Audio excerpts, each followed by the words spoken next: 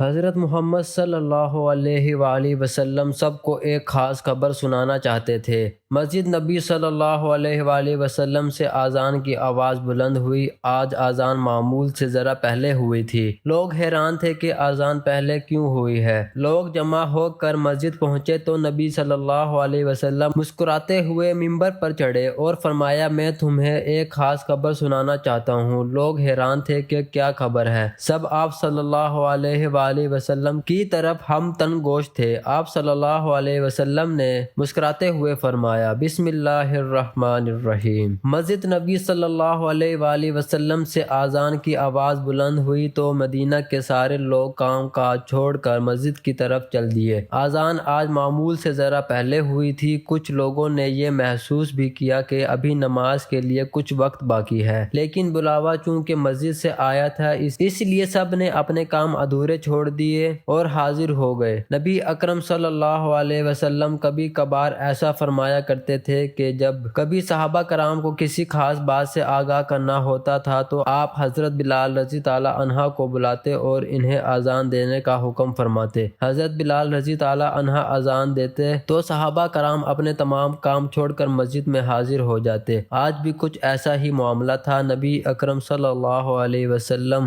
صحابہ کرام کو بڑی اہم خبر سنانا چاہتے تھے۔ لوگوں کو جمع کرنے کے لیے اذان ہوئی۔ مدینہ کے تمام مرد اور عورتیں مسجد میں جمع ہو گئے۔ اللہ کے نبی صلی اللہ علیہ وسلم مسجد میں بیٹھے ہوئے تھے اور آپ صلی اللہ علیہ وسلم کا چہرہ خوشی سے دمک رہا تھا۔ مسجد میں آنے والے صحابہ کرام نے نبی اکرم صلی اللہ علیہ وسلم کو حشاش بشاش دیکھا تو سمجھ گئے کہ کوئی بہت اہم خبر ہے جس سے آپ لوگوں کو آگاہ کرنا چاہتے ہیں۔ نبی اکرم صلی اللہ علیہ وسلم نے ممبر پر بیٹھتے ہی صحابہ کرام رضی تعالیٰ عنہ کو مخاطب کرتے ہوئے فرمایا، تم جانتے ہو کہ میں نے تمہیں کیوں جمع کیا ہے؟ صحابہ کرام رضی تعالیٰ عنہ نے بلند آواز میں جواب دیا، اللہ تعالیٰ یا اللہ کے رسول صلی اللہ علیہ وسلم ہی بہتر جانتے ہیں۔ صحابہ کرام رضی تعالیٰ عنہ کا تجسس مزید بڑھ گیا۔ ہر کوئی اپنی اپنی جگہ بیٹھا شوق سے سن رہا تھا اور دل ہی دل میں سوچ رہا تھا کہ نہ جانے آج کون سی اہم خبر ہے جسے آپ سنانے کے لیے آپ صلی اللہ علیہ وسلم بڑے خوش ہو رہے ہیں۔ نبی اکرم صلی اللہ علیہ وسلم نے صحابہ کرام کو مخاطب کرتے فرمایا، میں نے تمہیں اس لیے جمع کیا ہے کہ تمیم داری ایک عیسائی نوجوان تھا۔ اللہ تعالیٰ نے اسے ہدایت نصیب فرمائی اور اب وہ اسلام لا چکا ہے۔ وہ میرے پاس آیا، اس نے بیعت کی اور اسلام قبول کر لیا۔ اس نے اپنی باتوں کے دوران مجھے ایک ایسی بات بتائی جو میں تمہیں بتانا چاہتا ہوں اور تمہیں اکثر اس بات سے خبردار کر چکا ہوں۔ تمیم نے مجھے بتایا کہ مجھے ایک دفعہ سمندر میں سفر کرنا پڑا۔ ہم کل 30 آدمی تھے۔ کشتی سمندر کی موجوں کے تھپڑے کھاتی لہروں پر تیرتی چلی جا رہی تھی۔ اچانک سمندر میں طوفان آ گیا، تیز ہوا چلنے لگی اور پانی کی لہریں اچھل اچھل کر بلند ہونے لگی۔ کشتی کے مسافر پریشان ہو گئے۔ ہر کوئی اپنے اپنے خدا کو پکارنے لگا۔ کسی کو کچھ سمجھ نہیں آ رہا تھا کہ کیا کریں۔ سمندر سے اٹھنے والی لہریں ایک سمت کی بجائے ہر طرف کشتی کو اپنی لپیٹ میں لے رہی تھی۔ کشتی اپنی منزل سے ہٹ کر سمندر کی طوفانی موجوں کے رحم و کرم پر تھی۔ ایک طرف سے آنے والی پانی کا ریلا کشتی کو اپنے ساتھ بہا لے جاتا تو دوسری طرف سے بھی بڑی موج کشتی کو اپنے ساتھ کسی اور سمت لے جاتی۔ کشتی کا ملا کچھ دیر تک تو سمندر کی بے رحم موجوں کا مقابلہ کرتا رہا اور اپنی کشتی کو بہنور سے نکالنے کے ہر ممکن کوشش میں رہا، لیکن جب اس کی ہر تدبیر ناکام ہو گئی تو وہ بھی ایک طرف ہو کر بیٹھ گیا۔ مسافروں کے ساتھ خود ملا بھی پریشان تھا کہ ایسی بے رحم موجوں کا مقابلہ کیسے کریں۔ ڈوبتے سورج نے مسافروں کی پریشانی میں اور بھی اضافہ کر دیا۔ سورج غروب ہونے کے قریب تھا اور اس کی روشنی آہستہ آہستہ ختم ہوتی چلی جا رہی تھی۔ اپنی منزل کی خبر ہوتی تو رات ہونے کا کوئی ڈر نہ تھا، لیکن اب تو یہ خبر بھی نہ تھی کہ کشتی کس سمت جا رہی ہے اور سمندر کی لہریں کشتی کو کب تک سلامت رہنے دیں گی۔ رات ہوئی اور کشتی اسی طرح سمندر کی مچلتی لہروں پر ڈولتی رہی۔ کسی کو کچھ خبر نہ تھی کہ کشتی کس سمت رواں ہے اور اس کا انجام کیا ہوگا۔ رات کا اندھیرا اور پھیل گیا تو سمندر میں ہر طرف تاریکی چھا گئی۔ کشتی کے مسافر اب ایک دوسرے کو دیکھ بھی نہیں سکتے تھے، بس ایک آواز تھی جو آدمی کے موجود ہونے کا پتہ دیتی تھی۔ یوں ہی خوف و دہشت کے عالم میں رات بیت گئی اور صبح ہوتے ہی اندھیرے کی جگہ سمندر میں چاروں طرف روشنی پھیلنے لگی۔ کشتی کے رات بھر چلنے کے بعد کسی کو معلوم نہ تھا کہ کس جگہ پہنچ گئے ہیں۔ رات بھر کشتی ہچکولے کھاتی پانی کی لہروں پر تیرتی رہی اور اب صبح ہونے پر بھی سمندر کی موجیں جس طرح پانی کو بہاؤ کر دیتی، کشتی اسی طرف چلنے لگتی۔ یوں سمندر میں پھنسے ایک دن اور گزر گیا اور رات آ گئی، پھر رات کے بعد دن اور دن کے بعد رات آتی رہی اور کشتی کو سمندر میں پھنسے پورے 3 دن گزر گئے۔ 3 دن بعد سمندر میں بھولے بھٹکے مسافروں کو دور کہیں ایسا نظر آیا جیسے کچھ درخت سمندر میں کھڑے ہوں۔ مصیبت میں پھنسے ان مسافروں کے لیے وہ درخت زندگی کی نئی امید بن گئے۔ ڈوبتے کو تنکے کا سہارا کی مثال تھی۔ کشتی کے مسافر جو موت کی امید کر بیٹھے تھے، ان کے چہروں پر اب زندگی کی مسرتیں دوڑ رہی تھی۔ کشتی اور قریب ہوئی تو درخت واضح دکھائی دینے لگے۔ سورج غروب ہونے کے قریب تھا اور ملا 3 دنوں میں ملنے والا پہلا موقع کھونا نہیں چاہتا تھا۔ اسے ڈر تھا کہ اگر رات ہو گئی تو سمت کا اندازہ لگانا مشکل ہو جائے گا۔ کشتی آہستہ آہستہ درختوں کی طرف بڑھتی رہی۔ درخت اور قریب ہوئے تو مسافروں کو یہ جان کر بہت خوشی ہوئی کہ سمندر میں کوئی جزیرہ ہے۔ ملاح کی محنت بھر آئی اور ابھی سورج مکمل غروب نہ ہوا تھا کہ کشتی جزیرے کے قریب پہنچ گئی۔ سب مسافروں نے جزیرے پر قدم رکھتے ہی سکھ کا سانس لیا۔ 3 دن تک وہ زندگی اور موت کی کشمکش میں رہے تھے اور اب موت کا خوف کچھ کم ہوا تو ان کو راحت اور سکون کے کچھ لمحات میسر آ گئے تھے۔ اس خوشی میں وہ اس پر اسرار جزیرے کو دیکھ رہے تھے۔ سورج غروب ہو رہا تھا اور اندھیرا چھا رہا تھا، تاریکی چھا رہی تھی۔ غروب ہوتے سورج نے انہیں مغرب اور مشرق کی سمتوں کی پہچان کروا دی، لیکن انہیں یہ خبر نہ تھی کہ وہ کس جگہ پر موجود ہیں۔ مسافروں کو جزیرے پر اترے ابھی زیادہ دیر نہ گزری تھی کہ درختوں کے درمیان سے ایک عجیب و غریب قسم کا جانور نمودار ہوا۔ جانور کے پورے جسم پر بال ہی بال اگے ہوئے تھے۔ بال اس قدر لمبے اور گھنے تھے کہ یہ معلوم ہی نہ ہوتا تھا کہ جانور کا اگلا حصہ کون سا ہے اور پچھلا حصہ کون سا۔ سارے مسافر پر اسرار جزیرے پر اس عجیب و غریب جانور کو دیکھ کر حیران و پریشان ہو گئے۔ ایک مسافر نے تعجب سے دیکھتے ہوئے دوسرے مسافر سے پوچھا، جو خود بھی حیرانگی میں ڈوبا ہوا تھا، کہ ہائے افسوس، یہ کیا بلا ہے؟ جانور نے مسافر کی یہ بات سن لی تھی۔ مسافر تو کچھ نہ بولا، البتہ جانور نے جواب دیتے ہوئے کہا، میں جاسوس ہوں۔ جانور نے انسانی زبان میں بات کی تو مسافر اور بھی پریشان ہو گئے۔ کچھ مسافر تو یہ سوچ کر نڈھال ہو گئے کہ نہ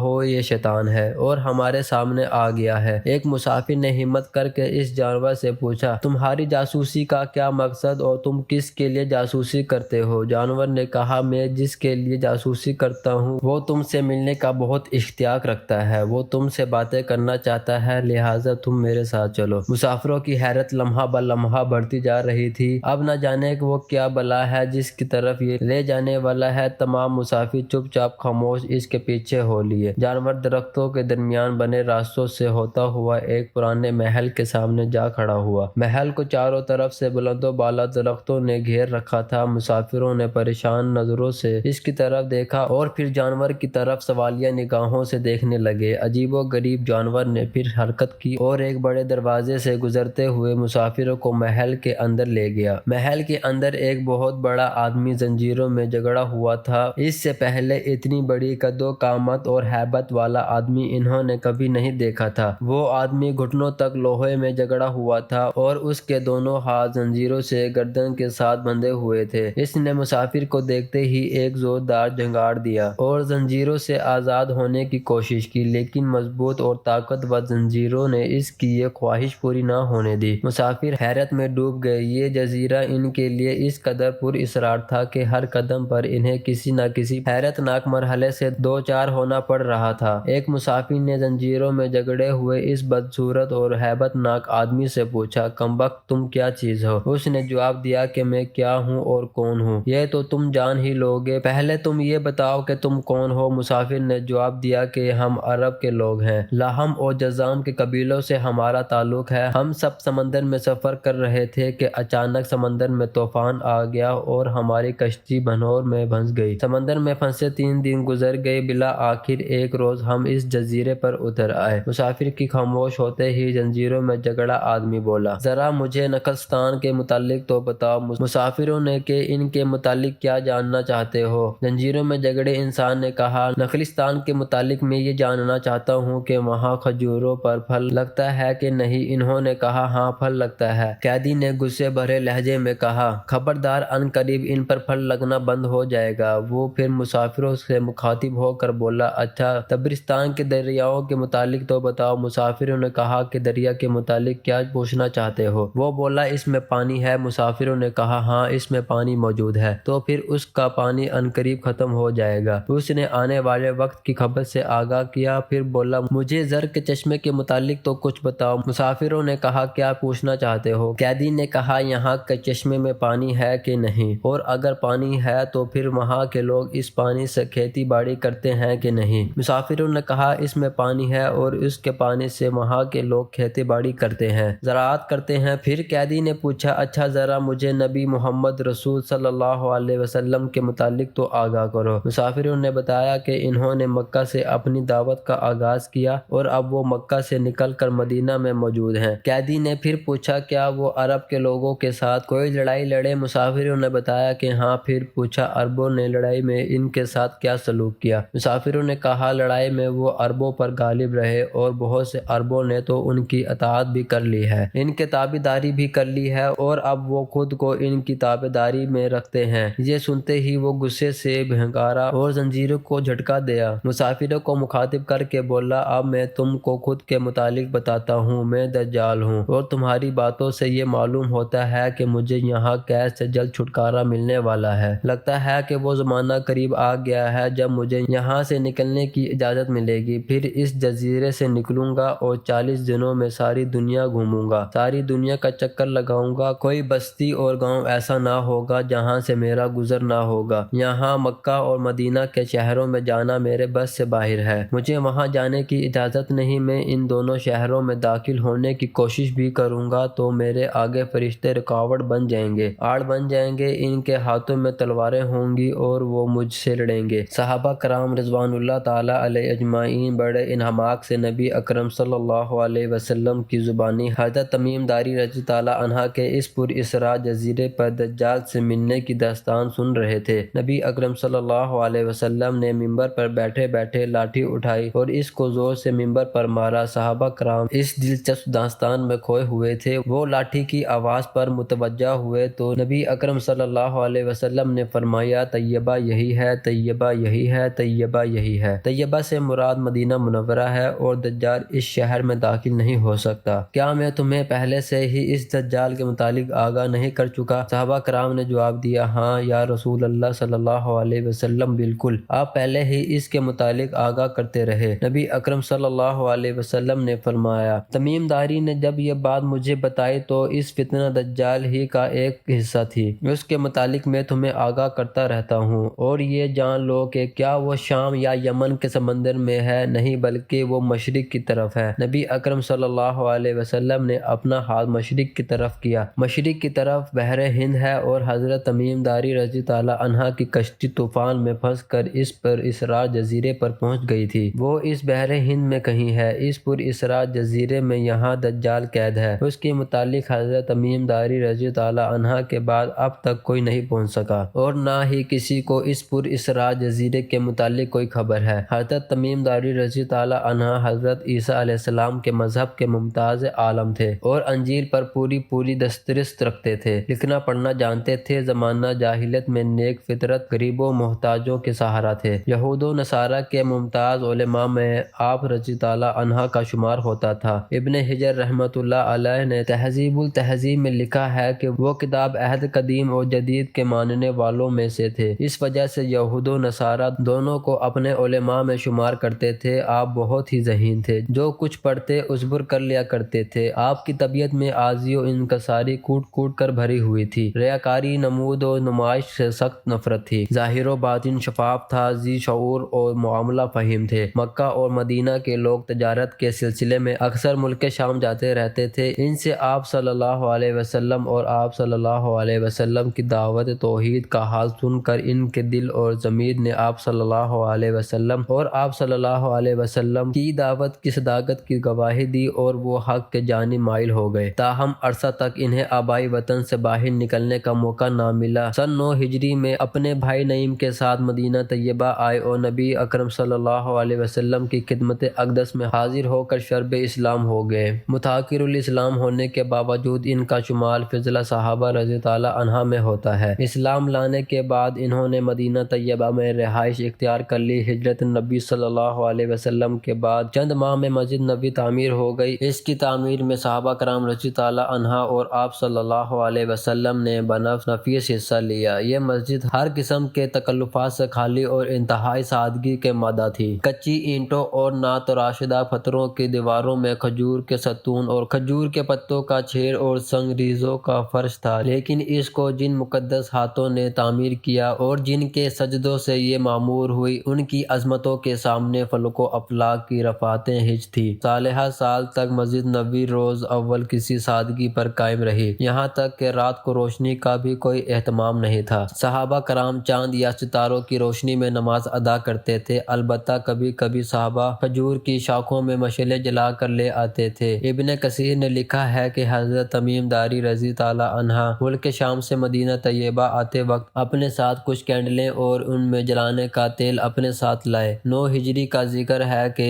ایک رات نبی اکرم صلی اللہ علیہ وسلم مسجد میں نماز کے لیے تشریف لائے تو آپ صلی اللہ علیہ وسلم نے دیکھا کہ مسجد میں جا بجا کلندیں لگی ہوئی ہیں اور ان کی روشنی نے مسجد کو بقائے نور بنا رکھا ہے۔ آپ صلی اللہ علیہ وسلم کے چہرے مبارک پر بشاشت پھیل گئی اور آپ صلی اللہ علیہ وسلم نے صحابہ کرام سے پوچھا، آج مسجد میں روشنی کس نے کی ہے؟ انہوں نے ایک نہایت ہی پاکیزہ صورت اور خوش پوش صاحب کی طرف اشارہ کیا۔ آپ صلی اللہ علیہ وسلم نے ان کے کام پر بے حد خوشی کا اظہار فرمایا اور ان کے لیے بہت ہی دعائیں دی اور فرمایا کہ اگر میری کوئی بیٹی ہوتی تو میں اس کا نکاح روشنی کرنے والے اس شخص سے کر دیتا۔ اس وقت مسجد میں آپ صلی اللہ علیہ وسلم کے چاچا زاد بھائی حضرت نوفل بن حارث بن عبد المطلب بھی موجود تھے۔ انہوں نے فوراً عرض کیا، یا رسول اللہ صلی اللہ علیہ وسلم، میری بیوہ لڑکی ام المغیرہ موجود ہے، اگر آپ صلی اللہ علیہ وسلم چاہیں تو ان کا نکاح ان صاحب سے کر سکتے ہیں۔ آپ صلی اللہ علیہ وسلم نے ان کا مشورہ منظور فرمایا اور اس مجلس میں ان سے حضرت ام المغیرہ رضی اللہ عنہا کا نکاح کر دیا۔ یہ خوش بخت جنہوں نے سب سے پہلے مسجد نبوی میں باقاعدہ روشنی کا اہتمام کیا اور آپ صلی اللہ علیہ وسلم کو اس قدر خوش کیا کہ آپ صلی اللہ علیہ وسلم نے نہ صرف ان کو اپنی دعاؤں سے نوازا بلکہ اپنی بھتیجی کا نکاح بھی ان سے کر دیا، اور حضرت تمیم داری رضی اللہ عنہ بن اوس داری تھے۔ اللہ تعالی ہمیں صحابہ کرام کے نقش قدم پر چلنے کی توفیق عطا فرمائے،